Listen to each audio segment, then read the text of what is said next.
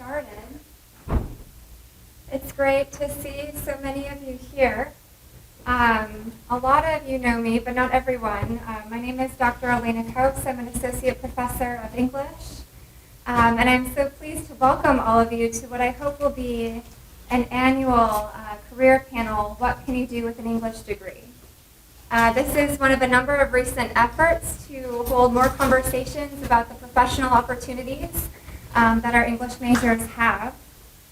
So thank you again for being here. Thank you to our panelists for spending your time with us to share your experiences and your knowledge. We very much appreciate it. I also want to thank the College of Arts and Sciences and the Department of English and Modern Languages for funding the food for this evening. Thanks also to the various English faculty members who brought desserts. And thank you to Bob Slinker for recording. So I have asked each panelist to speak for 7 to 10 minutes about their professional experiences. And afterward, there will be plenty of time for questions and answers. So if you have questions, do jot them down, remember them, and we'll save them for later. Okay? All right, so with that said, I will introduce our first panelist, who is attending virtually this evening because she lives out of state. Keshondra Shipp. So we can all turn our attention, I guess, to the front of the room. Keshondra, you're muted, I think, on entrance, so you'll have to unmute yourself, too. But, Okay. yeah, great. So Keshondra is a pandemic graduate from Georgia Southwestern State University, having obtained her bachelor's degree in English in 2020. She was heavily involved on campus, working as a storm spotter and a writing consultant at the university's Writing Center, and serving in many roles with her beloved sorority, Alpha Kappa Alpha. She went on to receive her master's degree in journalism and mass communication from the University of Georgia in 2023. While attending UGA, Keshondra had the chance to explore many journalism beats, deeming health as her favorite. She holds a concentration in health and medical journalism, and also a certificate in African American Studies, which she was first introduced to while attending GSW.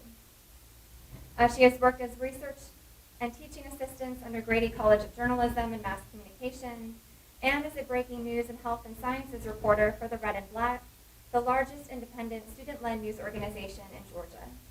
Keshondra is also a proud member of the Association of Healthcare Journalists and the National Association of Black Journalists.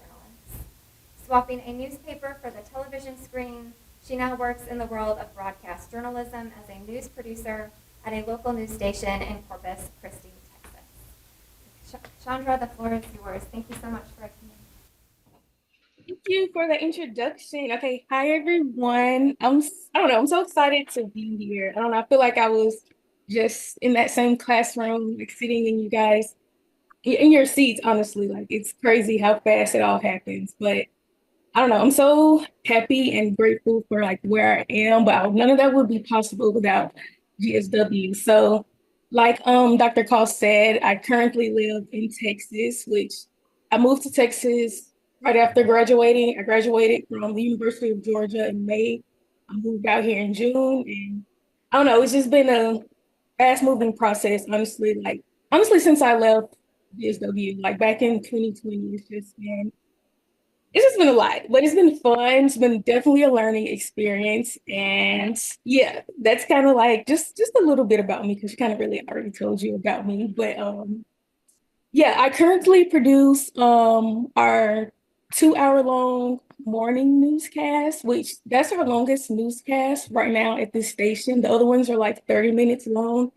And it's like, it's early in the morning. So I don't know how familiar you are with like the world of news, but like I actually have to go to work tonight, actually. I work overnight since I produce mornings. So like, what is it, 6 something there? I have to go to work at like 11 here in my time though. But it's fun. I love it. The hours are weird, but I don't know. I feel like you kind of get used to that working in news, but I love it. I love it more than Dayside. It's kind of weird, but yeah, I don't know. I liked it. But this is also too one of our most watched newscasts. So I don't know, it's a lot of pressure, but it's me and then there's another producer. So it's just us two producing this. I'm in a small to medium market. Somewhere like Atlanta, that's a large market, but I love my small to medium market. And like local news definitely is more heavily like needed than I wouldn't say national news, but I mean it is because a lot of people tune into local news, and then of course you have like a lot of the national news media outlets, CNN, all those big ones everyone hears about. But even like the one close to you, like Macon, WLB, which I'll kind of get into that. My whole path to how I got to where I am. I used to like aspire to work for WLB, but then COVID changed all of that. So it's just been like a full circle moment. I know people who work at WLB, so that's why that was always like my go-to. But sometimes you step out of your comfort zone, everything doesn't like go the way you planned it. And I don't know, that's how it happened for me. So yeah, I'll stop myself right there and let the other panelists talk. Thank you. Okay, our second panelist is Mary Catharine Blank.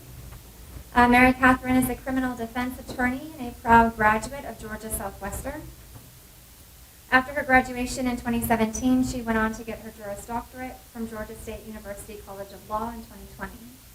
She began her career in Americus, starting out at the Southwestern Circuit Public Defender's Office as an intern.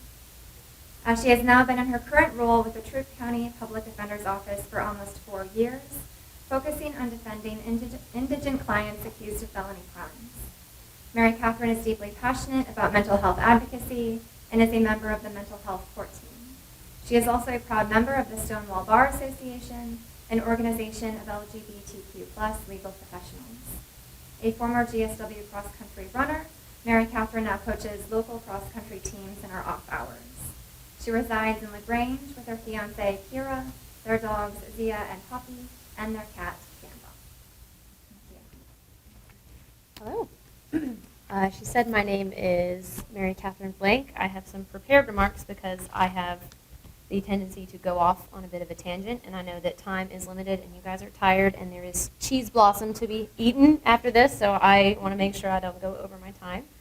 So I'm pretty nervous to be speaking to you guys today, and it feels a little bit silly to be talking to you guys about my career when I feel like I graduated from this college about 15 minutes ago. Closer to about 8 years now, though I refuse to believe that. I do a lot of public speaking for my job, and most recently, yesterday afternoon, I was doing some public speaking. The stakes were pretty high. I had about 4 minutes to convince a judge not to send my client to prison for 4 years. I did not succeed, but you have to learn how to move on from these things. But compared to that, these stakes are relatively low, but these high stakes have taught me how to be good at speaking comfortably and naturally and earnestly, even when I'm afraid, which is all the time. I'm afraid that I'm going to leave out something vitally important that would have convinced the judge not to send my client to prison or change her mind about whatever I'm trying to convince her of, and I'm afraid I'm going to fall out of my chair and someone's going to record it and one of you guys are going to put it on TikTok. But I think this really ties into the theme of the seminar, that one skill you cultivate in one context can allow you to use that skill in a completely different context. You get to take it with you, the things you learn here at GSW, into the wider world. And the things that you learn here in your English department can catapult you to places that don't have anything to do with your English degree. I was recently at a trial skills intensive program for a whole week. The Georgia Association of Criminal Defense Lawyers puts this on. They assemble some of the best and most experienced defense attorneys from all over the state, and they try to teach us young lawyers how to win our trials. On the very first day, they put us in the seminar, and they said, okay, this is the most important thing you're going to learn all week. This is our best and most experienced and most impressive instructor we have. And she spoke for a whole hour about storytelling. And that's how they said you were going to win your trial, is by learning how to tell a story, how to take the facts of your case and come up with a theme and come up with a story that's going to persuade the jury and make them care about your client. And she talked about using ethos, logos, pathos. And I was sitting there like, shit, I got this. I know how to do that. Okay. And having spent a lot of time around attorneys, I can pretty much guarantee I was one of the only people in that room that had an English degree, People typically do pre-law or political science or criminal justice, things like that, philosophy, when they're knowing they want to go to law school. Most people don't go and get an English degree first. But I learned all the skills that I need to be a successful trial attorney right here in this ramshackle building that, as she was saying, hasn't changed much in the last 30 years since she was here. But because of my English degree, I was a pro at using ethos, logos, pathos.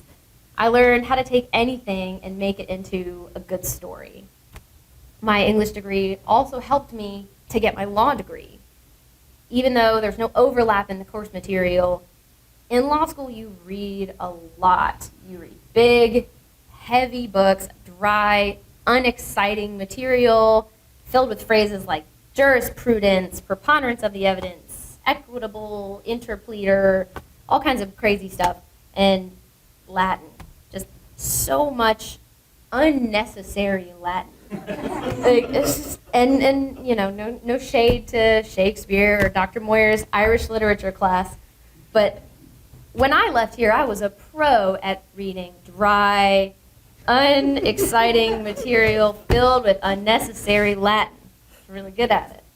I got good at reading a lot and reading it fast, taking in all the information and kind of distilling it down into a format that would make sense. It was easy to digest. I learned how to speak about my ideas in front of my peers, even when I felt like an imposter and a pretender, and even when I was afraid. Even when I was tired, and I was hungry, and there was more caffeine in my blood than was medically advisable. And I could go on about all the specific assignments we did and the skills we learned and how they translate into success as a law student and as a practicing trial lawyer.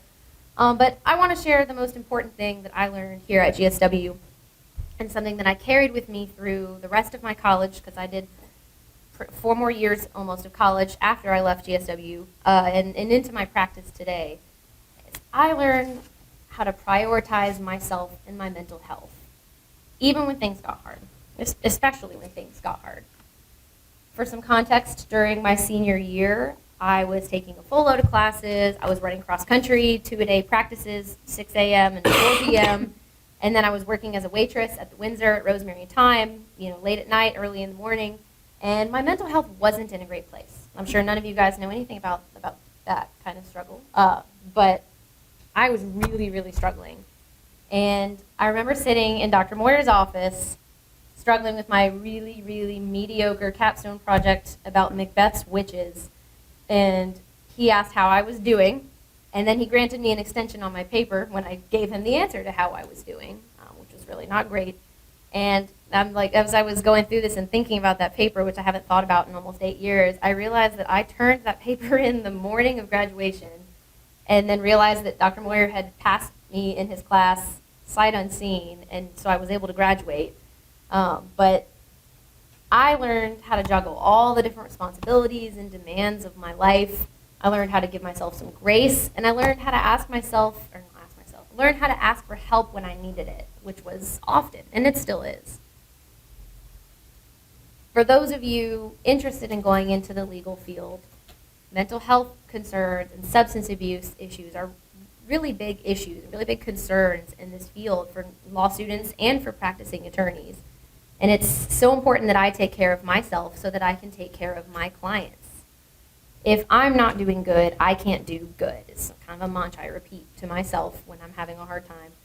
And just like if I'm crying in on the first floor of the English building, my paper on Macbeth's witches is not going to be brilliant, right? I would like to think that I've significantly improved my organizational skills and my coping skills since those days. But the imposter syndrome that I know that all of you struggle with is something that I still struggle with. I thought it was a little bit silly that they asked me to come talk to you guys because I feel like I haven't, gone that far since I was here. But I hope that you can take away from this that you all have the skills to take this degree that you're earning anywhere that you want to go with it, and that you have the safety net here at GSW to catch you when you fall, because I did.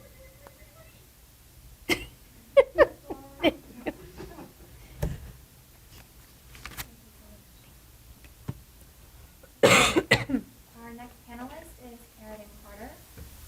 Karradyne is a graduate from the University of Georgia, having obtained her bachelor's in English in 2014. During her time at UGA, she had the opportunity to take many unique courses, thus deepening an already intense love of all things Jane Austen, comics and graphic novels, sci-fi, fantasy, and theater. She was also a member of the National Society of Collegiate Scholars. Immediately following graduation, she participated in the Disney College program and chose to stay in the Orlando, Florida area upon completion of the program.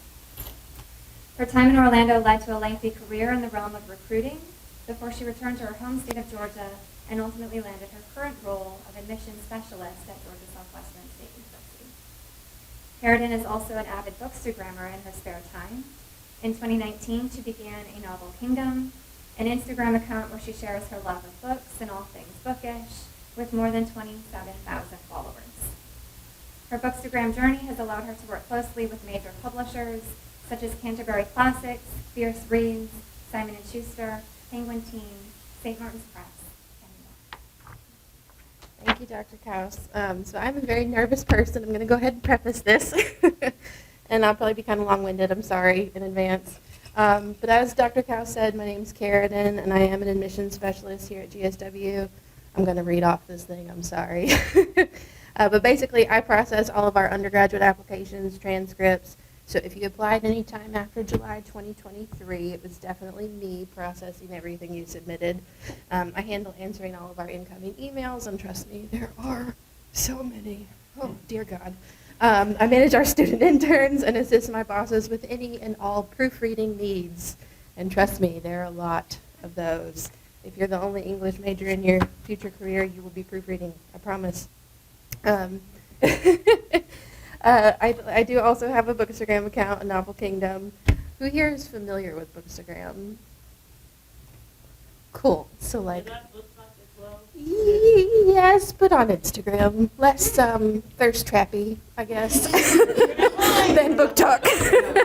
little more classy, just a little bit.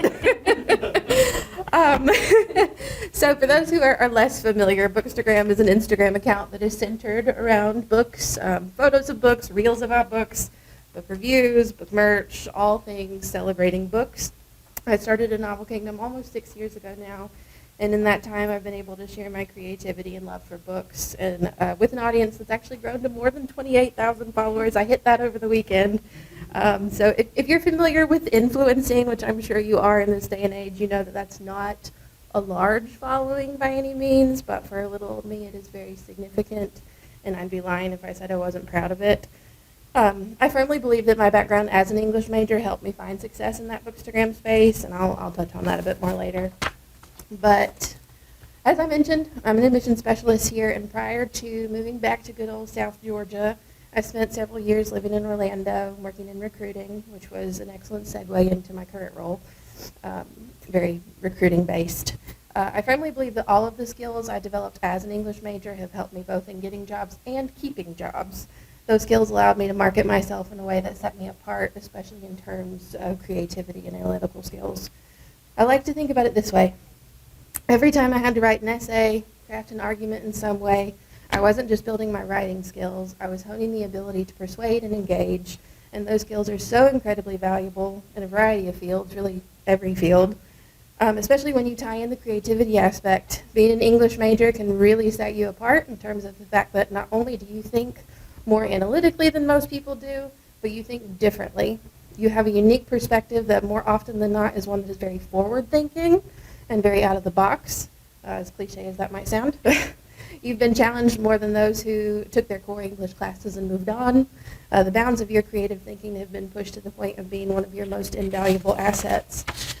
When I was interviewing for my first recruiting job, I was worried that it was a waste of time because I'd interviewed with that specific hiring manager before. To give you some context, I was working in a call center that captioned phone calls for the deaf and hard of hearing. Yay, grammar and spelling, got to use that there.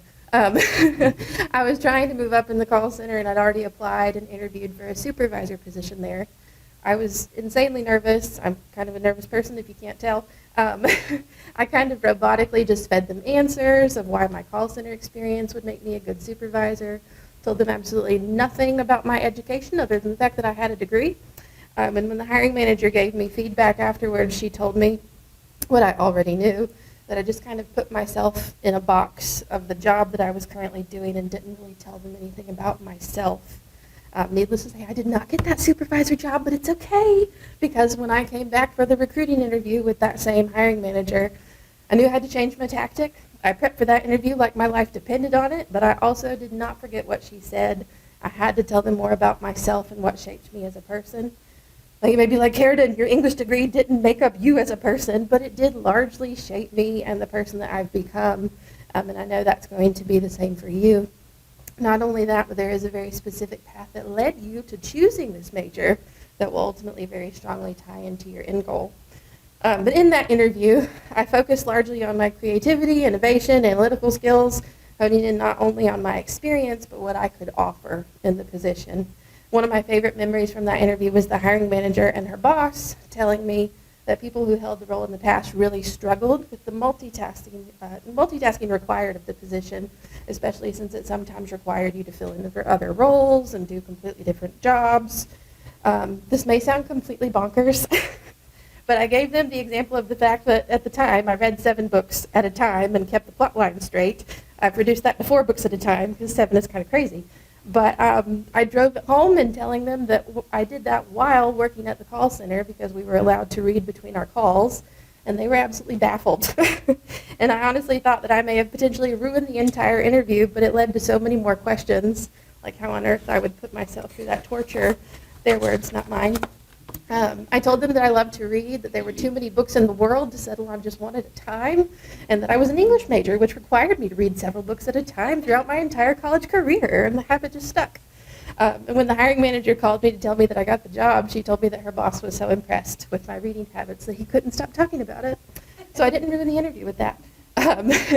But my time working as a recruiter really drove home to me the fact that my degree was beneficial and that the people who told me I would be confined to teaching were so very wrong. Not that there's anything wrong with being a teacher or a professor, but I think it's fair to say that that tends to be the assumption when you tell people you're an English major. So after my recruiting position, I did a brief stint as a community assistant for an HOA. Highly recommend avoiding working for HOAs in all capacities. It's awful. I wanted to glaze over that, but I think it's important because that role, I think my social media really played into landing that job.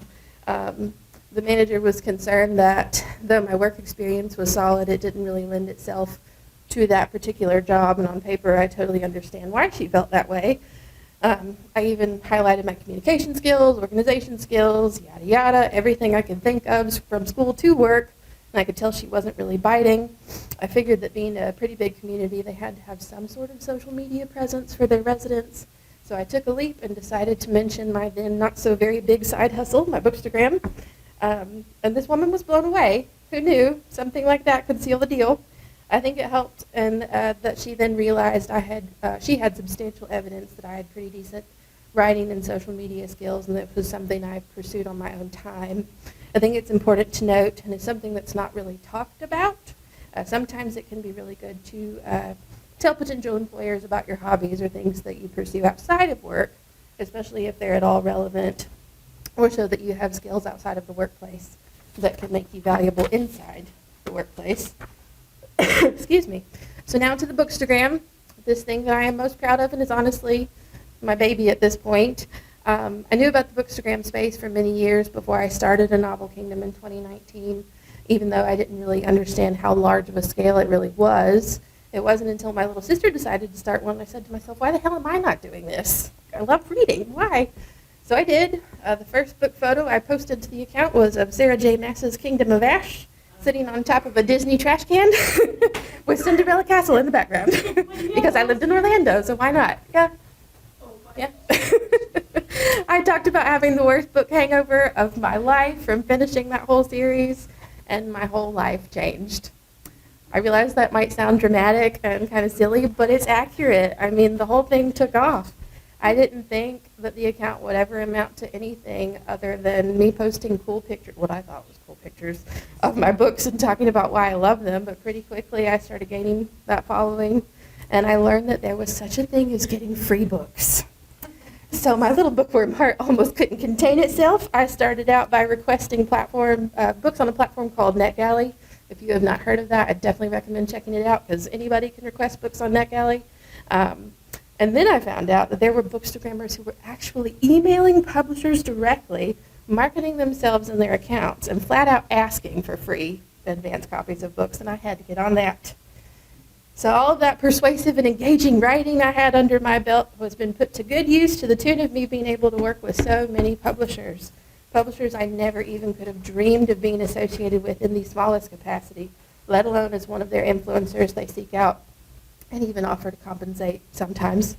Sometimes I get a little teary when I think about the fact that as an undergrad, I thought that I might want to break into publishing, but when I realized that the kind of publishing in which I would want to work would require me to live in New York City, I quickly changed my tune.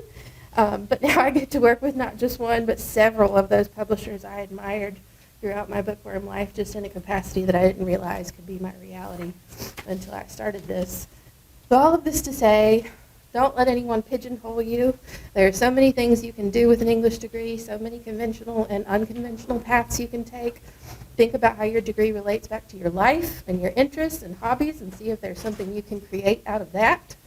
I mean, if those of us up here aren't proof that you can do just about anything you set your mind to and still make a really good use of that English degree, I don't know what will. The journey of an English major isn't just about mastering literature. It's about developing a robust skill set that can set you apart on so many different career paths. Thanks. Thank you. Good job. All right, thank you so much. So our next panelist is Donn Cooper, who earned his bachelor's in English from the University of Georgia in 2002, and he is the founder and CEO of Cooper Agricultural Services. Okay, thank y'all for having us. We never had a discussion about careers at Georgia in the English department, so you're really lucky to be part of this. I have an English degree from Georgia and an almost master's in English from University of Arkansas. I did all my coursework, I just never finished the dissertation or the thesis. Cooper Ag Services I started about 10 years ago, and consulting is a really vague word. The easiest thing to describe what I do, since just me that works there right now, is I write grants. So I write agricultural grants, especially USDA, government grants for farmers, nonprofits, universities to help them get funding for whatever project they might want to achieve. Some of the consulting is I kind of listen to their story to understand where they might need money and figure out how programs might fit their operations. But some of the things that have been said here already is that the way I use my English major every day is I craft stories. You know, I listen to someone's facts, someone's aspirations, and then I put it into a package that fits, of course, the requirements that the USDA might want in terms of the application. But I make it compelling. I use pathos. I also try to use, have my ear to the to maybe what the currents are and social currents too, because those are obviously important to reviewers. Essentially, you are making a case. Actually, the best way I describe it to people is that, because I'm also have reviewed grants, is that when you write, basically it's almost like writing a paper for your teacher or writing a thesis, is that essentially you have got so much of that person's time. And you have got, the worst thing you can do is frustrate them because they probably have to read another 40 papers. And so what you need to do is have a compelling argument that, and I should step back. I don't necessarily, after a while, there's something about writing grants that's not necessarily fulfilling because you don't get to use all of your diction. You tend to use the same words over and over again. And sometimes it does feel a little bit like rote and pattern-based where you say, okay, we're going to go here, here, and here. And sometimes you just love to have, I don't know, just digress and have a big parenthetical about, something that's not very, very mechanical. It very much is, I taught composition, and I use that all the time thinking about my teaching of composition, which is to make the argument to also be simple, to refer back to the argument several times, to be clear and kind of telegraph where I'm going. Like I said, it's not the most creative writing in the world, but it certainly it's been very effective. I think it was. I think that I would say with my English degree that it didn't give me any job directly, but it made me successful at every job I ever had because it taught me how to think, taught me how to think critically, and it taught me how to interpret and read. So I think that might be the most interesting to y'all is to tell you my story of how I got here. So I graduated in 2003, I guess, from University of Georgia. And this was a circuitous path to get to owning a consulting company and living in Marcus, Georgia. I'm from Gainesville, Georgia. I was born there, but also my parents were divorced, so I grew up in New Orleans. I went to a good high school in New Orleans. My dad lived in North Georgia and had a chicken farm, 35,000 chickens. You raise your hand if you thought chickens were going to come to the store. Raise your hand if you took typing in a high school. I'm just curious about that one. Okay, there are a couple people. All right, good. Okay, so I graduated with a lot of AP credits. I got to the University of Georgia, and when I went through orientation, basically they said go into a room that you might think would be your major, and I went to pre-journalism, not knowing that I was going to tie me down to a path and track of classes that I was not really prepared for. School was too big for me. I was not ready to be away from home.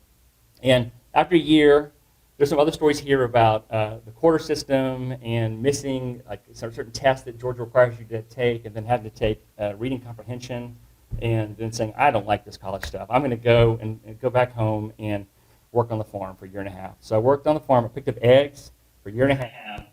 I wrote a novel that was incredibly bad. I thought it was good at the time, and then I realized, looking back and see, it was really bad. But I really wanted to write. That's what I thought I wanted to do. That's why I said pre-journalism. But I really had not thought much about my career at all. And after a year and a half of not seeing anybody my age, and it's a joke, but it's not really. The chickens starts to sound like they're saying your names a little bit. I said, well, I said, Dad, I got to go back to school. I don't know what I'm going to do here. And so when I went back to school, I was re-enrolling in, I can't remember the name of the building that's on North Campus, and they said, well, you have so many credits, you have to declare a major. And I said, English. And that was it. That's how I became an English major. And it was wonderful. The rest of my experience in the University of Georgia was fantastic. I made such great friends. I had great professors. I would not trade it one bit. But when I graduated, I had an English degree and had no professional experience. I had never had a conversation with anybody about what my job would be once I left. So I was right back on the farm again. And I had a professor at Georgia who said, look, you got to get some other experience. You got to do something else. Why don't you go and start a master's program in English someplace? He said, you've taken the GRE, but you're past all of the deadlines. So I can get you into Georgia, but that's too close to home. I get you to Ole Miss, but you don't want to go to Ole Miss because it's not a good program.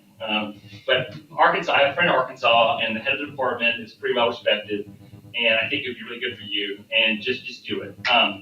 So sight unseen, I went out to Arkansas and started a master's degree in English. And it was a great experience. I would also say, to take a step back, if you're going to start a graduate degree, this is not the way to do it. Right? You need to do your homework. You need to feel like you need to go to a program and to teachers that you are professors you want to be part of and you want to study. You don't just like pick something out of the map because you only have like one shot, and it's really important to pick the right one.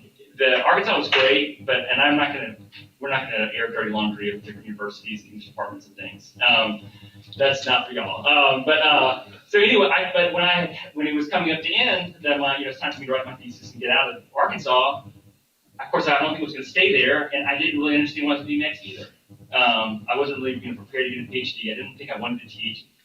I had kind of a bad experience teaching Comp 1 and Comp 2 just because Arkansas the TAs really have a lot to do with Arkansas. They really push people through to anyway, you have a lot to do as a TA. So when I graduated from there, I thought, well, maybe I'll go to law school. And then I studied for the LSAT, and I thought, well, I don't want to do the LSAT. So then I moved back to Athens, and I worked just various odd jobs, trying to work for the flagpole, and I wrote for the flagpole, and worked at bars. Finally got a job in 2009, as a newspaper reporter, because I wanted to write. Well, that was also not a successful thing, because it was, I don't think newspaper reporters, maybe they still exist, but newspapers have gone the way of the dodo. So I was making very little money. I was actually losing money traveling back and forth to my office. It was not a fulfilling job. I was bored. I worked there for 5 months, and then I quit and said, I don't want to do this. And during this, I started to realize I really am passionate about farming and agriculture, but I don't want to be a farmer, and I don't want to be involved with 35,000 chickens. I don't want to do this stuff. But so I had to figure out, it took me some time to figure out, well, how do I make all my skills and my passions converge? So then I went on this kind of like path of trying to apply for jobs and get some kind of semi-fulfilling occupation that at least then I could kind of build on what I wanted to do as far as make my job or follow my passion. And that was 2009. I don't know if y'all remember the Great Recession, but I could, with an English major and a resume that said I had shovel chicken shit, I could not get a job to save my life. I mean, I applied for seriously, I had 28 interviews, applied for 45 jobs, whatever it was. I applied for jobs all the time for a year and could not get a job because really there was just nothing to get me in the door. So then I said, well, I'll start taking jobs that maybe don't pay enough, but will get me where I want it. So then I managed the farmer's market in Athens. I started taking lateral jobs. You start saying, well, this is what I want to do. It's not going to pay the bills, but how many jobs can I cobble together so then I can have the experience? And then my English major and the skills I've learned as an English major, I can then bring to bear. So from there, from the farmer's market, I actually went and then farmed on my own for a minute. And then I got a job at the University of Georgia, College of Agriculture and Communications, where I got to write again, and that was really great. Not that much money. Again, I mean, barely more than the newspaper, to be honest. And it was good, but also kind of not fulfilling like I wanted it to be. And then I got a job working for a nonprofit in Atlanta doing outreach to beginning farmers, underserved farmers across Georgia. And it was a great job, great experience. Once, nonprofits have their own troubles and things too, once you get on the inside, behind the curtain. But got there, and my whole job was funded by a grant. And I had to start writing grants for 2 years to fund my job again, to fund my position in order to stay. And I realized, I've got all these skills. I can do this really well because I'm an English major. And started writing grants, and I got them all. And before I knew it, I was getting more money than they were paying me. So I would, so essentially I was being paid $40,000 roughly at this nonprofit. And, we had $80,000 for my position, but couldn't quite convince management that, that's how this should work here. So, so I left in 2015 and said I can write grants for other people. What I did was, with the nonprofit, I said, look, I'll continue to write grants for you, but if you get the money, allow me to do the work. That gave me some baseline funding to live off of, and then I went out and started writing grants for farmers and for nonprofits, and it's worked well. The first couple of years were scary, but and you fake it till you make it. You don't know what you're doing. It's always good also to have a partner who has a good job and you can rely on for a little while. But there's been ups and downs. Obviously, a lot of what I do is also tied to what the federal government does. And so anytime there's a budget shutdown or there's a new administration and they don't get their appointments in on time, then maybe the funding doesn't come out. A lot of what happens with grants is it's also mechanical. There's a cycle for everything, and so once you know it, you know it. And there's a lot of what happens too with this is just like the 10,000 hour rule, right? I never thought I would be a grant writer. I never thought I'd be an expert in grants, but now I have more work than I can do, both writing grants or consulting with people about grants. I know grants like the back of my hand, these USDA grants, and this is what I do now. But I am so grateful to have an English major. It didn't get me anywhere directly, but like I said, it made me successful at every step I've been. And I don't get to see a lot of English majors in my personal life or professional life, so it's really exciting to be in this room here. It feels like this is very comfortable. Thank you.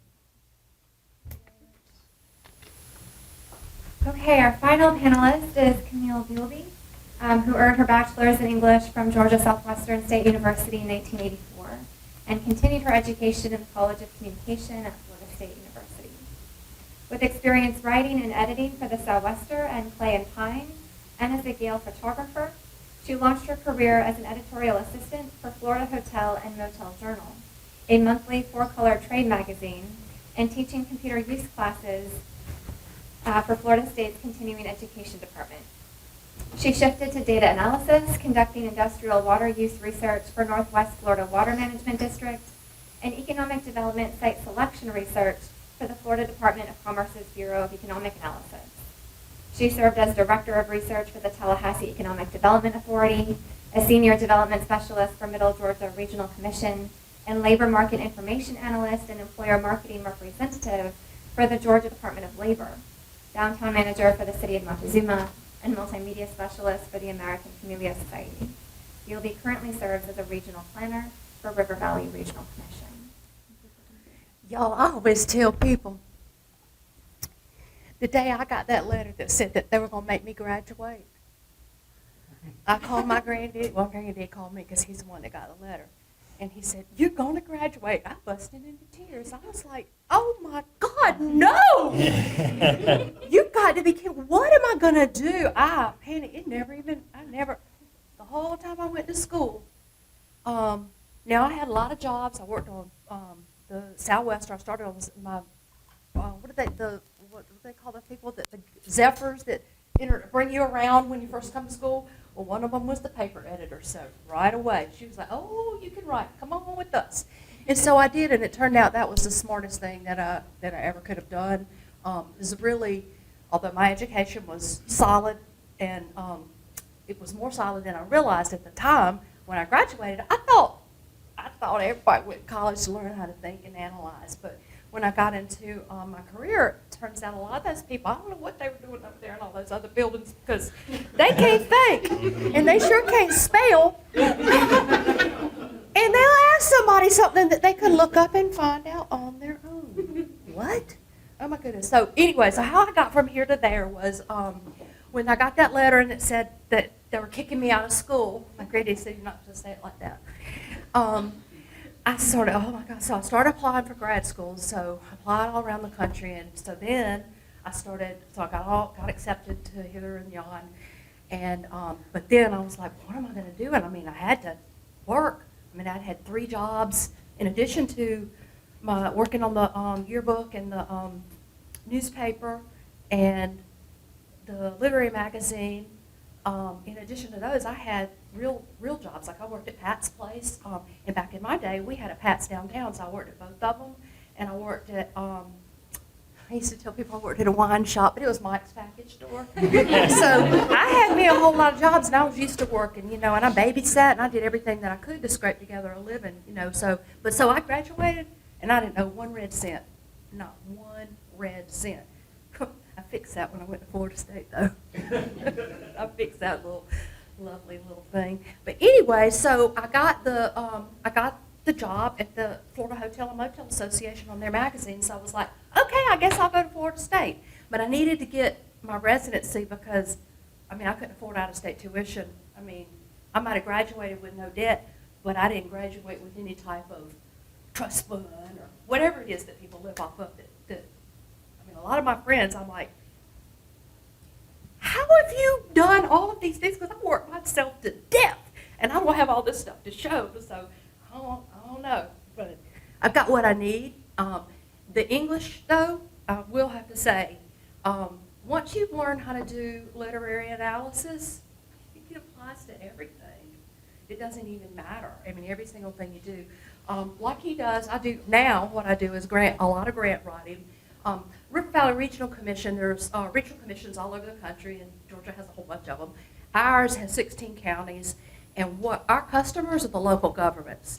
So we are really the people who provide the technical assistance for the local governments. We write for 16 counties. We write their comprehensive plans, their pre-disaster mitigation plans, which I didn't even know there was such a thing, and that stuff is cool. Well, let me just tell you, it is very neat.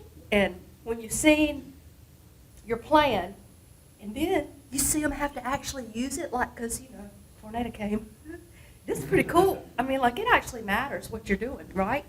And then when I write the comprehensive plans, how well you portray that community makes a big difference, because anything that community might need to grow into the future, if they aren't mentioning it in their comprehensive plan, it doesn't matter.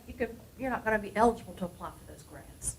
It makes so we keep all the local governments in compliance so that they are eligible to apply for the grants. And then all of our staff, even no matter what your role is in our organization, when it's grant season, we've got 16 counties, and there's a lot of municipalities within those counties, and then there's a lot of other organizations that are related and particularly if you're trying to do economic development.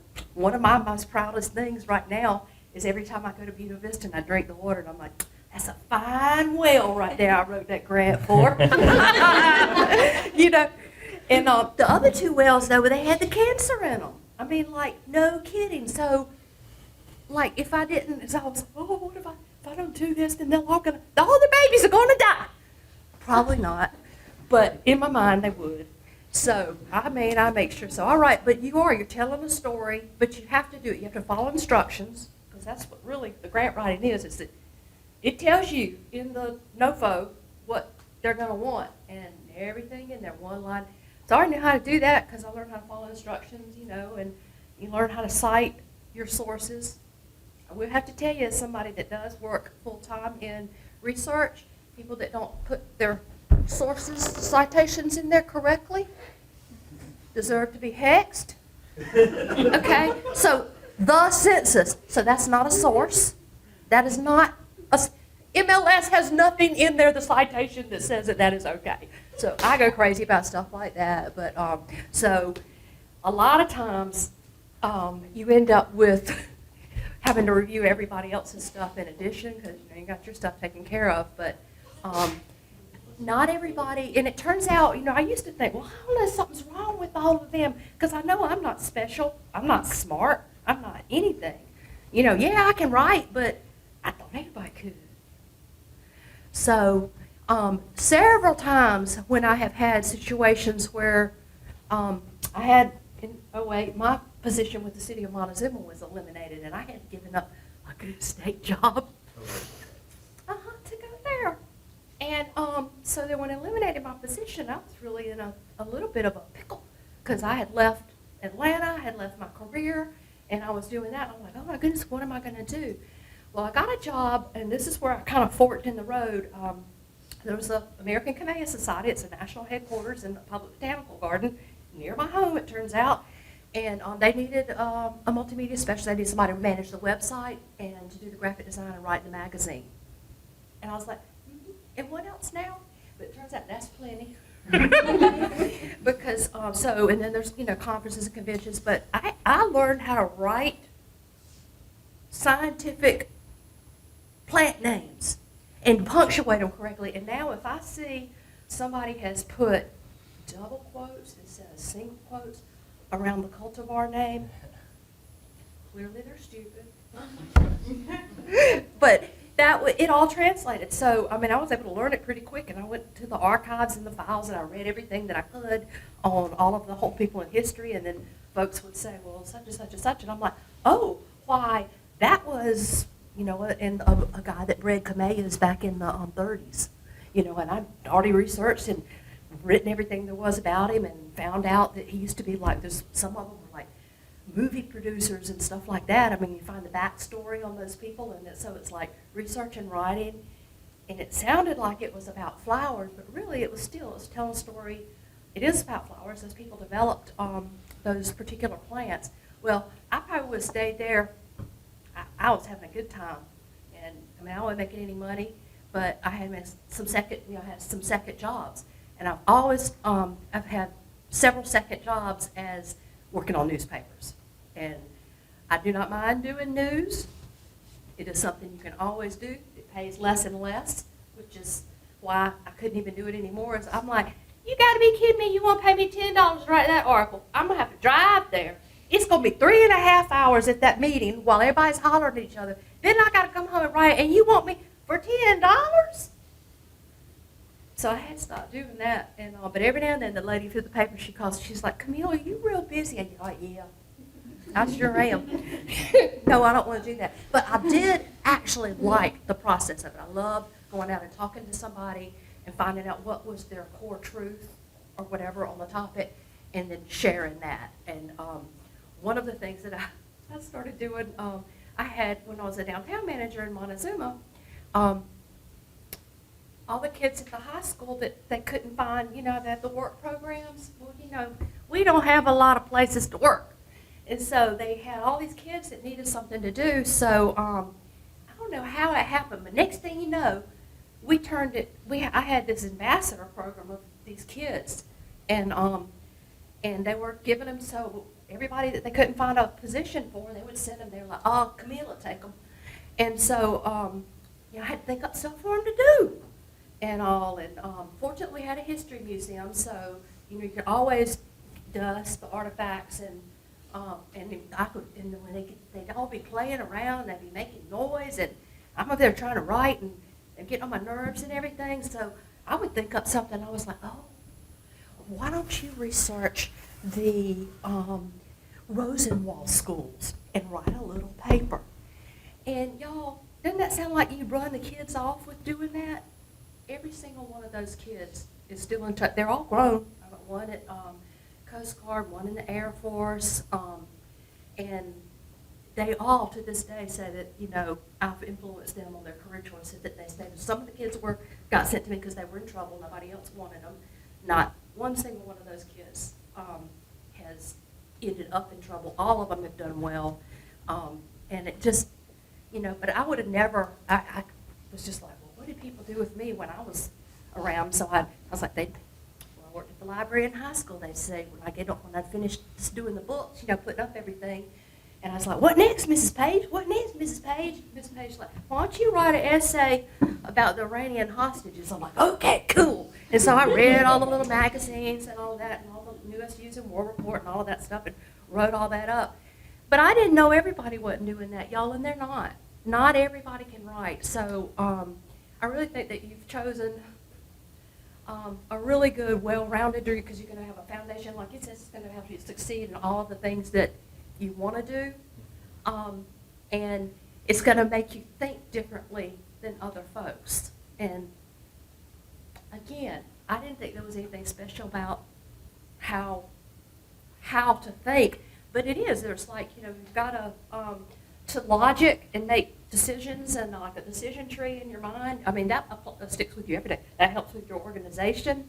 Like I say, I had 3 jobs and worked on all of those publications here, which is how but they came with scholarships. So that's how I graduated. Otherwise I would have been broke, and I don't know what I would have done. I had to have 20 jobs instead of just the 4, But I got that job on that Hotel Motel magazine, and then when I was doing grad work, because I worked full time, I picked the computer parts of the group projects to do, because I could do them all night long in the computer lab after, I was still young, I didn't have to sleep. And so one of the projects that we worked on, one of the people on my team said, we got a project just like this where I work. And I told them, you come talk to them. And I'm like, I wish you hadn't done that. Because I've got a job. And they were like, yeah, but anyway. And she's like, you're going to have to do it now, because I told them this. I was like, oh my God, what am I going to tell Jay Lee, my boss, why I'm going? When I got out there, y'all, it was the coolest thing. Start with, this office building was in the middle of the woods. There was a gopher turtle right outside where it was going to be my window. And I was like, I don't even care what we're doing here. I want to work here. So I went there, and so then I did the industrial water use surveys, and then so this was all before GIS and graphic design and maps and stuff like that. So what you did back in those days was you actually put a map on the chalkboard, the bulletin board, and you stuck pins in them. I had a book that was the city directory of Tallahassee, and I'd have to find the addresses of whoever complained. This is my stormwater project. Whoever complained about stormwater, and go find their little address and stick a little pin on that, the right color pin, for the kind of little stormwater problem. And then in the bin, we took a picture of that, and then we had slides made so we could have our overheads for the presentations. And to this day, if you Google me, I come up as a writer of water management stuff, I'm in scientific publications, because we finished our stuff real quick, so they farmed me out, and I helped the folks over in Jacksonville, and it was fun, because it was the same thing, but bigger and not there, and it was cool. So I was super impressed by it. But then I was under a grant, and it ended, and so my supervisor said, go out and get a job offer and come back, because we're going to get you on permanent. We're not going to keep doing all this. I said, okay. Well, you know what happened, don't you? I went to the Commerce Department, and I interviewed, and I was like, oh my God, this seemed cooler than that. Because then I was doing site location and economic development research. And one of the things that, for the state of Florida, so you had the guys that were industrial representatives that actually went and talked to the companies and tried to talk them to come here.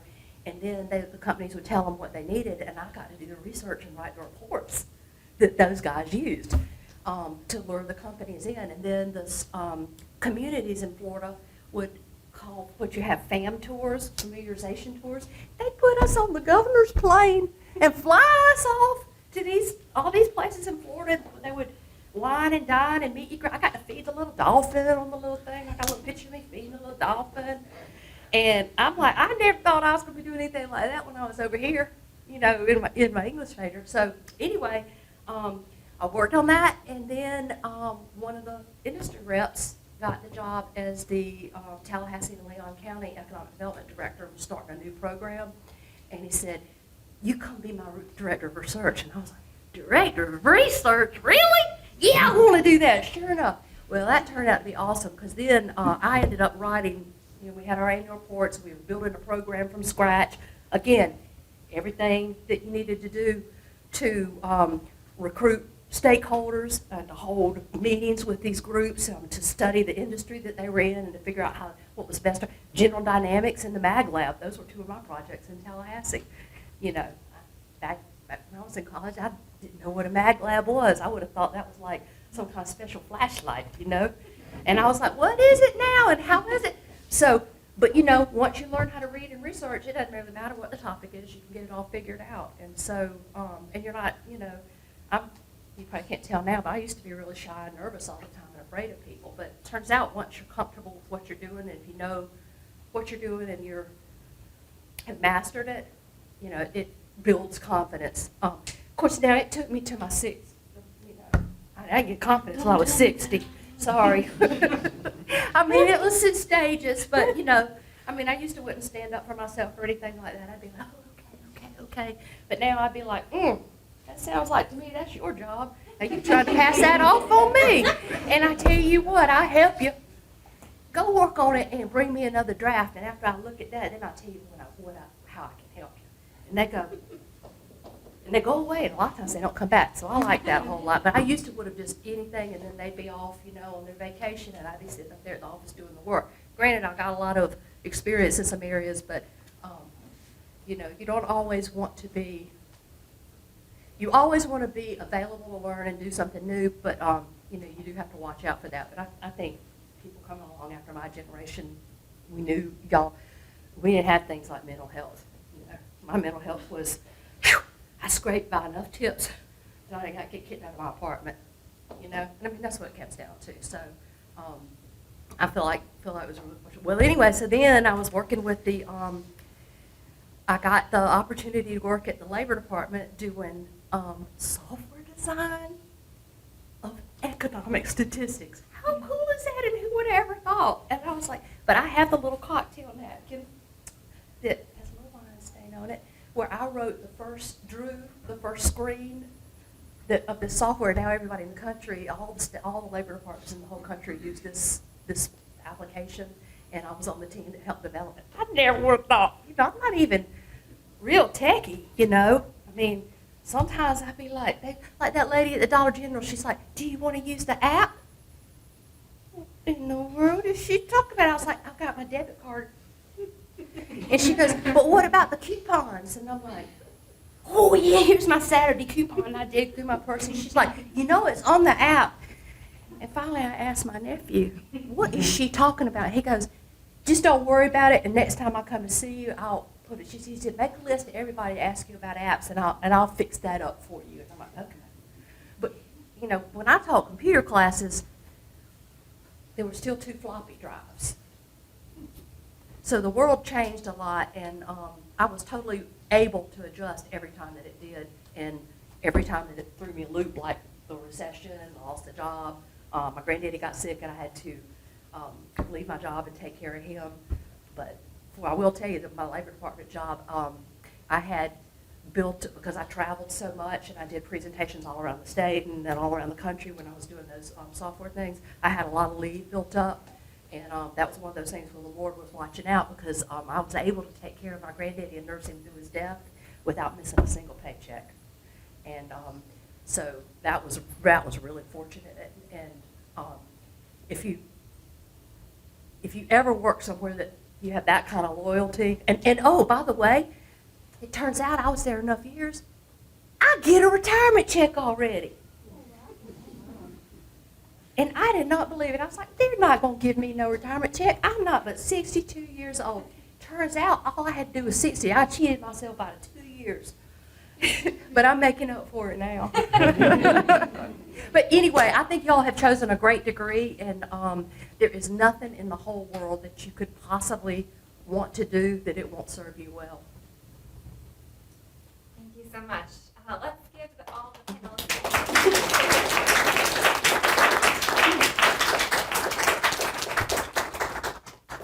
We do have plenty of time for questions and answers, so if anyone has a question that you would like to address a panelist or all of the panelists. Hey, hi. Is it worth it? So I put in advice. I put it online. I worked with Sarah J. Okay. Yes, it's like no hate to her, like the cord thorn. I'm not Cord reading thorns and that. roses? I'm not reading that. I'm not doing it. Let's just say. Yes. Yeah. Okay. It's on my list. The whole entire work, like It's a commitment. Oh yes, it's in order to. So I'm like, I'm gonna buy it. This is a lot of money. Anyway. You are referring to Thorn Glass, correct? I want to make sure I'm Yes. understanding. Crescent City is trash. I'm just gonna make that statement. Trash. Urban fantasy is Wait, trash. do you have any like other like favorite like genre that you like or like every My greatest love is fantasy. I really love romantasy, which has been around for a long time, but people are just now talking about like it hasn't existed for years and years. Yes. So romance and fantasy. Really love contemporary romance. If you haven't read Allie Hazelwood, I highly recommend her. Okay, good. Especially if you're a Raylo fan, you need to read I was Allie reading Hazelwood. it at my job, like I was like, we came in on our phones to like you read a book. I'm like, okay, bet. I buy 3 books at my job, and they're like, let's read. I'm like, yes. She gave me like 3 free books, and they're all by Allie. I was like, for free? That's She's like, amazing. She's very popular. I don't have to pay you. She's like, yes. Like this lady, like Toni Morrison, I love her. I love her so much. Yes. And this lady's giving me like a big box of books from like Black authors, and like all of Toni Morrison's books were in there. I'm like, for free? She said, yes. I'm like, I'll pay you. Like, okay. Yeah, Throne of Glass is 100% worth the investment. It will take you a hot minute to read it, but it is so worth it. Like I said, I got to read in between my calls while I was working as a call center rep, and I remember sobbing in my cubicle reading every single one of those books. No, like, It is so worth it. Like honestly, I always thought that I would like really cry over a book. Oh, let's just say, I went on a rabbit hole. I'm like, oh my gosh. Give me a follow. We'll talk about it more later. Wait, I got sure. lots of recommendations I can give you. It's at the Novel Kingdom. It's all one word.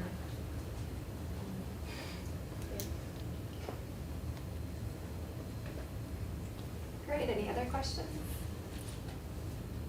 Can I ask a question?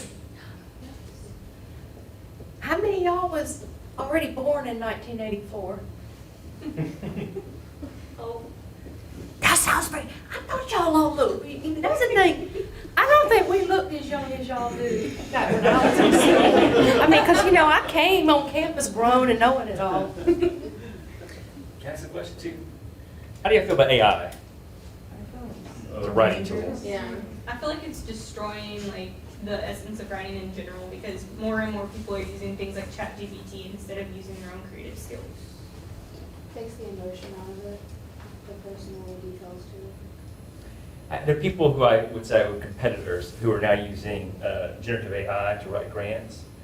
And I'm not really threatened because I think good, concise, compelling writing is more valuable than ever was. Whether that's copying on a website or grant or anything else. It's hard to sell writing on its own.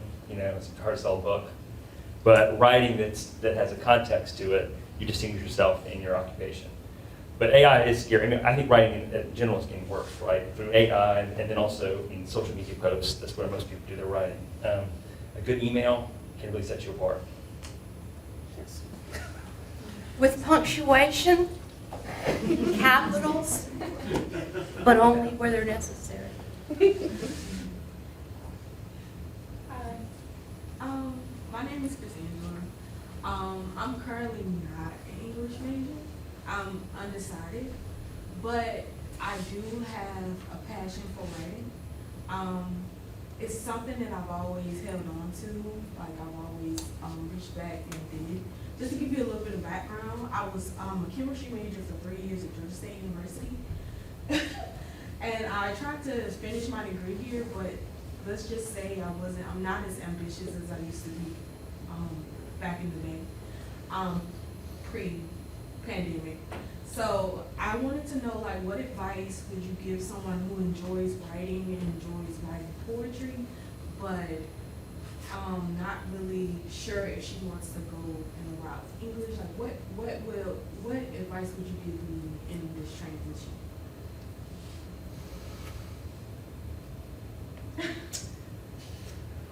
That's hard. I feel like there's a lot of follow-up questions to make sure we get the right advice. Well, any advice would do. Well, the thing is, if you're a writer, you have to write, I think. Mhm. And so, regardless of what you're gonna do, anytime that you feel inspired, pick that, I guess you type it now, pick that pen up, type it, and just get those ideas down, because you can always come back and use them for something else. But you went from chemistry to what? I'm undecided now. Okay. And I'm thinking about English because I enjoy writing, I enjoy poetry, I enjoy creative writing, any type of writing. I enjoy reading, I read comic books, and things have always been something that I enjoy. Like back at GSU, I was a creative writing minor, but the two was kind of competing with each other, and I had so much invested in chemistry, so I kind of had to drop it off. And now I'm here. I'm right back here full circle. So I'm just trying to get some advice on, like, I don't know. Yeah, that's what you love doing. I would say that also understand that when you graduate, that there may not be a job waiting for you writing poetry. So you need to be thinking about that and having those conversations before you graduate. But if this is what you love, if you love poetry and you love writing, like this is what's going to make you happy, and you should do it. Also, I can tell you how many people I know, most people I know, have a degree in something that they don't actually do every day in real life. So this does not define you for the rest of your life, but it will enrich your life for sure. What I always said was to take classes that interest you, because college is really just about learning how to think critically and learning how to survive multiple things at once, most of them unpleasant.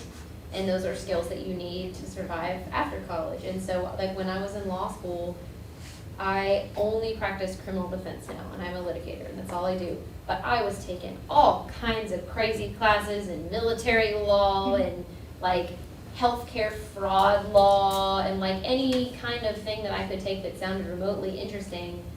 And they all, conglomerated into somehow I got a law degree. And now I do something, I don't think I took a single trial-related class in law school. And now it's all I do. And it really is just, you get through college and you do the things you enjoy because you're paying a lot of money and it takes a lot of time. And then after, the skills that you learned will carry you through whatever you do as a career. But I like his advice is to do the things that you're passionate about and the things that you love, and all of the rest of that stuff will come. Dr. Bragg on Zoom has a question for Keshondra. What helped you build a successful application for the UGA journalism program, and how would you advise other GSW students to plan for graduate school? Okay, if I remember correctly, there was a certain criteria for, like, of course, like you're applying to something. I know I had to have recommendation letters, and that was kind of a point I did want to bring up about like what you're doing now. Even like coming to something like this, having good and positive relationships with your professors. It just really kind of goes Because sometimes, especially like in this day and age, it's not always about what you know, but it's about who you know. And especially in the world of news, sometimes knowing the right people it can just open doors. So I would definitely start networking now, even if you may not think it matters in the long run, but that's definitely something that helped me build my application. Like having good relationships with my professors so they would write good recommendation letters. So that was one thing. That's one thing. If you're applying or plan on applying to any grad program, you're gonna have to have recommendation letters. Somebody has to speak on what you're doing now in order to get you like to the next step. Um, that's one thing, and of course, writing. I had to write a statement of purpose, basically saying why I'm applying, why do I want to do this, and honestly, when I applied to UGA's journalism school, I was still working at the Writing Center at GSW. And so I remember having an appointment and I was helping somebody with their statement of purpose. We had just graduated in the same class. So me helping them helped myself. So, and it's all about remember this, showing, showing, but not telling, if that makes sense. Like show people what you're doing. Like, yeah, you're telling them, you're communicating it, but like show them. You have to, have stuff to back it up. I had the Writing Center. I had online tutoring that I was doing. I was active on campus. Like I was doing a lot to make myself well-rounded. And I feel like for an English degree, like, of course, if you want to become a professor or something, yes, go and go get another degree in English, go get your master's in English, go get your PhD. But if you plan on doing other things, definitely like group those. Like I got my undergrad in English, so I wouldn't go and get my master's in English because I knew that I always wanted to be in journalism.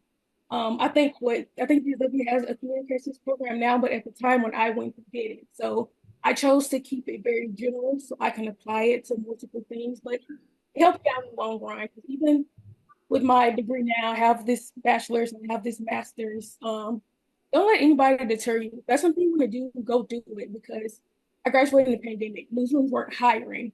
I decided to go back to school. I never thought I would have went back to school, honestly. Like I love learning, but I just didn't think, working in news, you don't necessarily need a master's degree, but getting that master's degree helps get you one thing. Especially in news, because not everybody has it. So yeah, don't let anybody deter you from that. If you want to apply to the journalism program, honestly, writing it's a foundational skills. I don't know. It was a lot. It was a lot that went into my grad school application.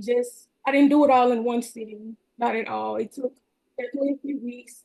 If it's something you want to do, start looking into those schools now because I applied to 2 schools for graduate school and I got into both of them and I ended up going to UGA completely for free. They paid for my tuition. I didn't have to take like the GRE or anything. I'm not sure if that's a thing anymore with COVID.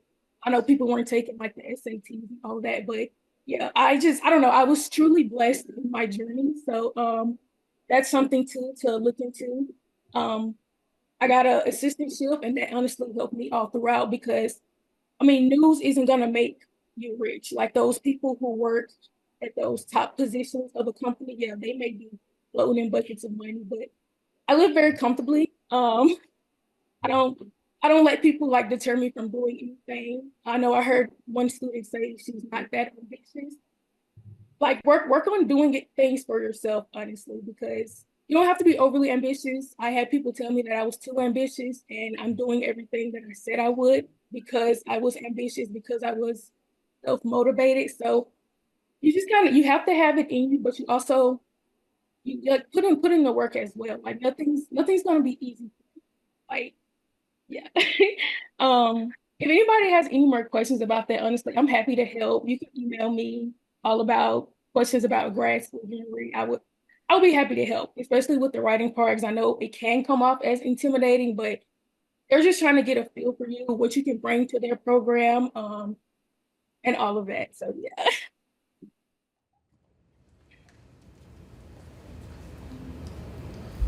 Can I just build a little bit on what Keshondra was just saying? Like, if you've got a career path in mind that requires a graduate degree, it doesn't always matter what your undergraduate major was. So what you probably want to do if you've got a particular career path in mind is like think, okay, what's the graduate degree that's required?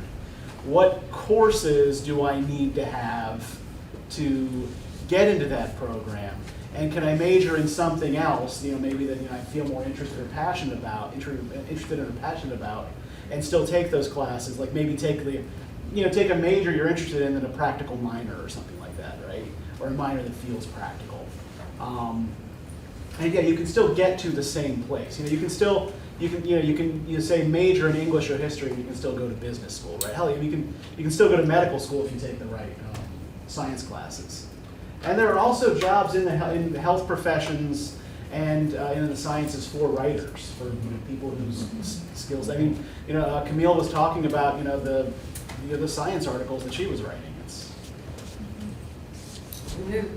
You can make flavors of industrial water use interesting. There's a line from an ancient Greek poet. He says, the fox knows many things, the hedgehog knows one important thing. And when you kind of apply that to academics, right, the foxes are generalists and the hedgehogs are specialists. English majors are foxes. It helps to know a lot of different things in this particular major because there are so many different directions you may end up going.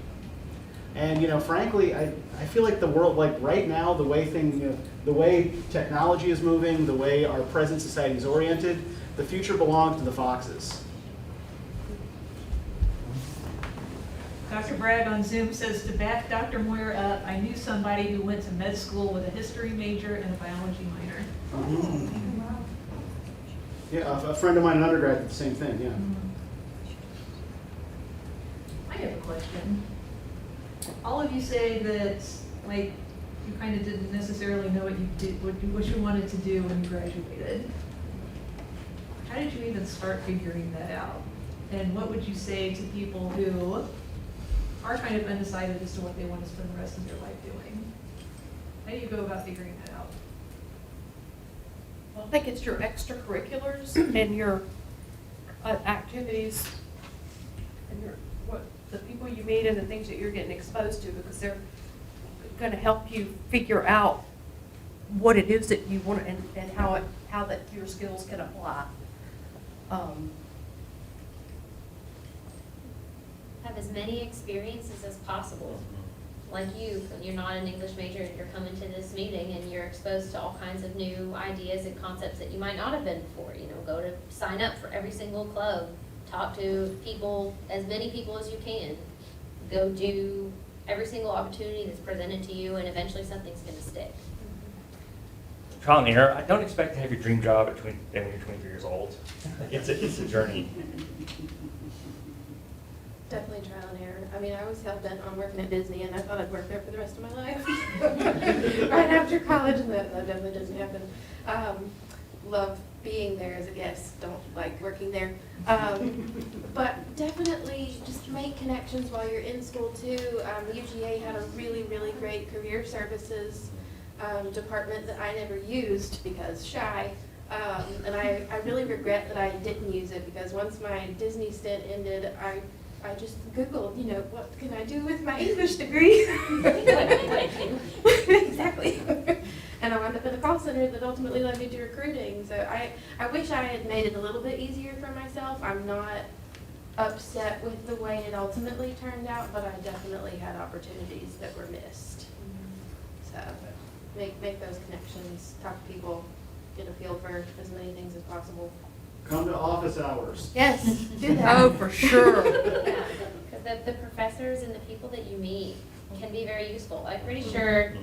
Didn't you write a letter of recommendation for me for law At school? least one. At least one letter, maybe more.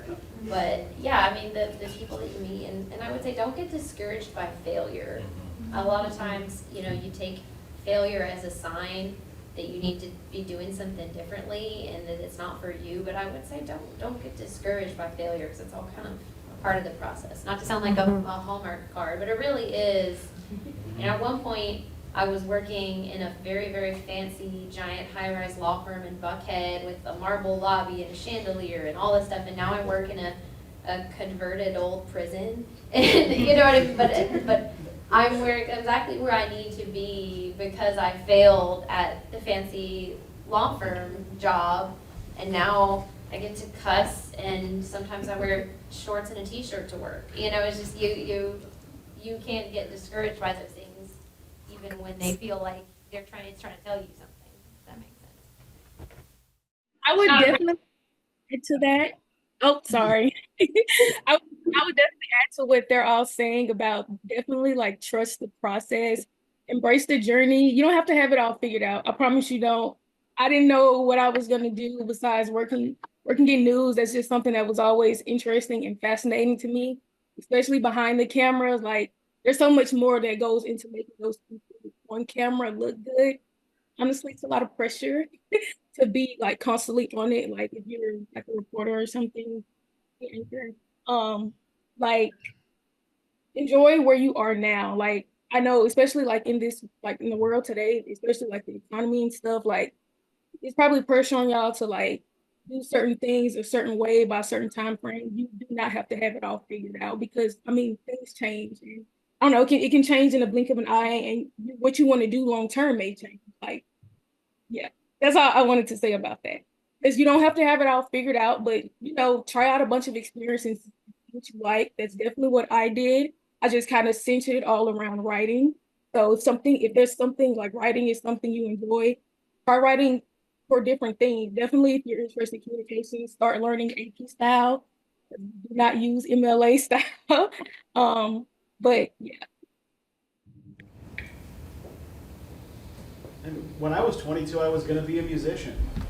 But touring sucks. Other musicians have terrible personal habits and smell bad. And I overestimated the public's appetite for abrasive noise rock. You know, English helps you figure out your plan B. It really is. That would be a good. Yeah, I mean, part of this is a question about life, right? Life's hard. I mean, I feel like I tread water. I tread water. I don't know the past tense is for like 10 years after I graduated. And then once it starts to make sense, it just makes sense beautifully, and your life works out. But it's not easy being a young person graduating from college, you know.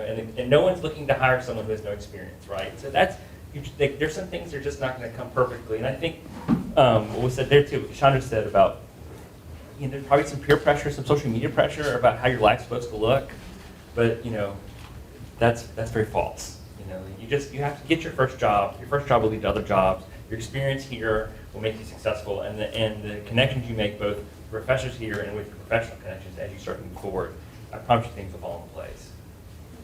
Did you have yeah, okay. I'm thinking about minoring in English. I'm a psychology major. And I know, like, I enjoy writing. I love reading. Like, both of them are something I would say I'm very passionate about. If y'all even know, like, what are the differences in what you can do with an English major and an English minor? Like, how would that? So I did the opposite of you. I had the English major and the psych minor. Interesting how much overlap there was between, you know, the two courses. I don't know the answer to your question, but. I did sociology as my minor, and only because they said you had to have one, and I was like, oh, well, what would be good? And they suggested, I said, okay. And it turns out, though, that was good because, you know, the social constructs that you're reading in literature,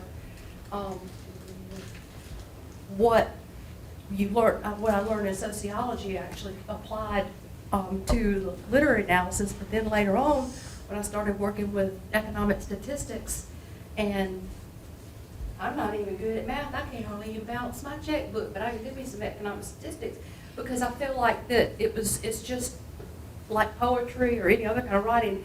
It's demonstrating, it's a different way to measure the world. So, but then while it's still numbers, nobody's interested in it. Somebody's got to bring it back to the actual story.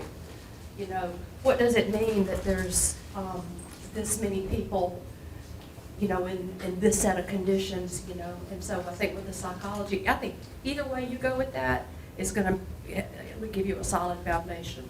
very complimentary. Seems like a really good major minor. If you've got the bandwidth. You're young, you got it. And I would just add that, just kind of remember that you're building a skill set, right, that you can apply to anything you want to do. And English is part of that communication skill set, right? That's a part of communication. And you got to do that no matter what your position is and what your career will be, learning how to communicate, whether it's technical writing or creative writing, whatever it may be. So, our panelists and everyone here that has, degrees in English, they learn that skill set that they apply to anything they want to. And that's really what it comes down to. You can follow your dreams, but you have that skill set to be successful. Unless someone asks me to do math, then I could not do that Oh, successfully. yeah, I'm out of luck. I'm gonna have, That was a skill I did not I'm learn like, in this building. they invented Excel so that I didn't have to.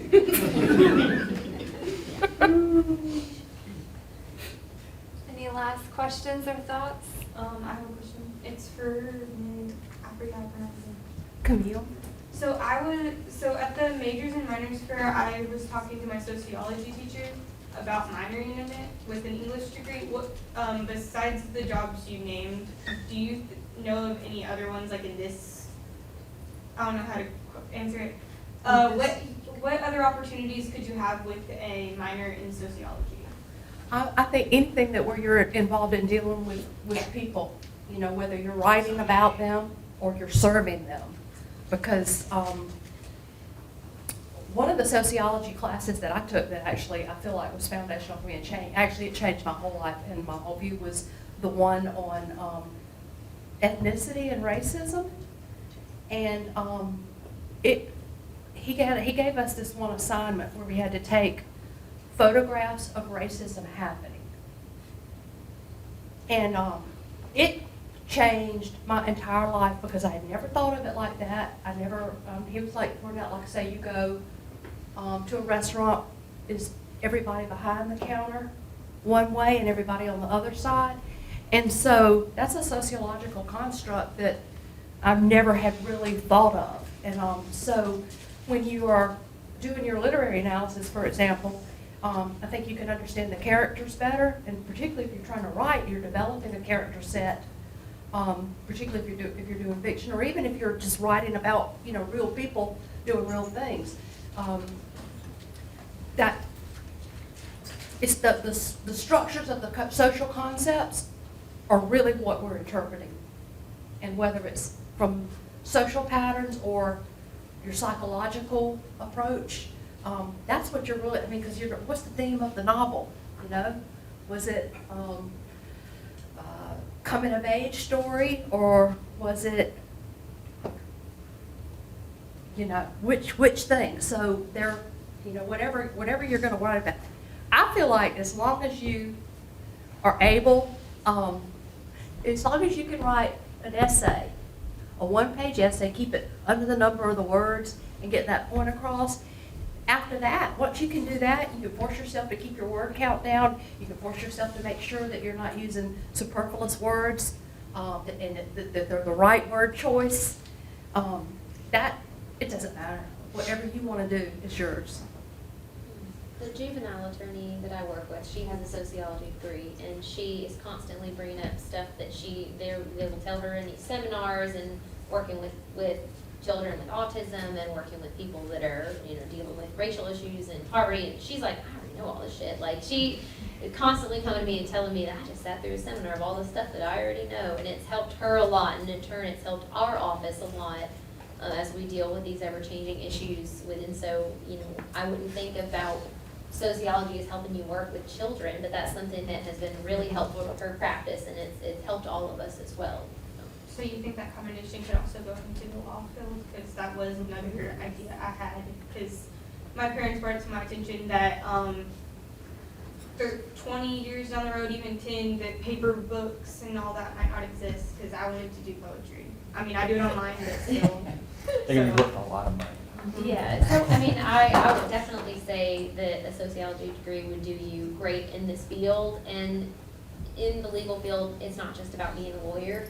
you can work in the field or in some sort of legal adjacent position without ever going to another college after this one. There are so many, legal support positions or people that work in the system, the criminal legal system, people that work within kind of social services context. But there are a lot of jobs out there that, number one, you don't need to have an advanced degree.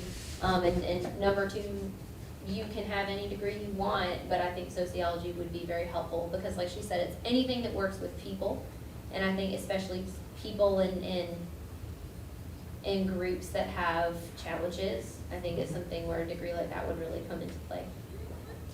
Also, I think besides Keshondra, there's a commonality here. We all work with government. So the array of government jobs out there, we could not possibly define right here. There's a lot of opportunities when you get a liberal arts degree or an English degree to work with government. So I think sociology degree, I think there's tons of state and federal departments, that you could do something really interesting and use your degree. And you have health insurance. Which is really nice. Really nice. Yeah. Really good. And you know what? That little extra retirement check while I'm still getting my regular one, I like that. I'm looking forward to that. Yeah, man, I had no idea. And can I just add, if you want to publish poetry chapbooks, not to challenge your parents, but statistics show the rate at which print is being replaced by digital text is been grossly exaggerated.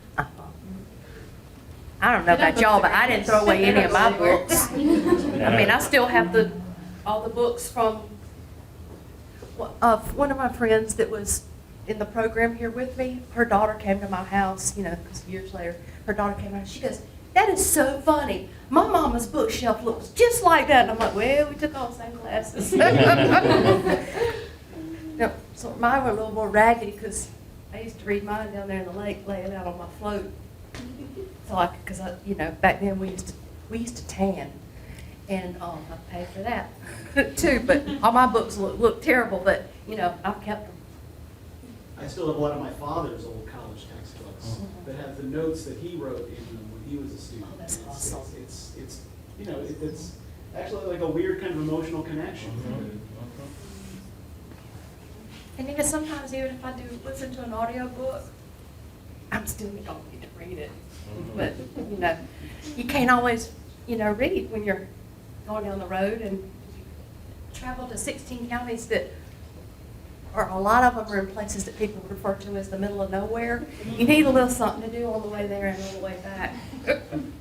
Like I was doing a disaster mitigation plan in Georgetown, and y'all, that's right on the border of Alabama, and they always wanted to meet at 7 in the evening.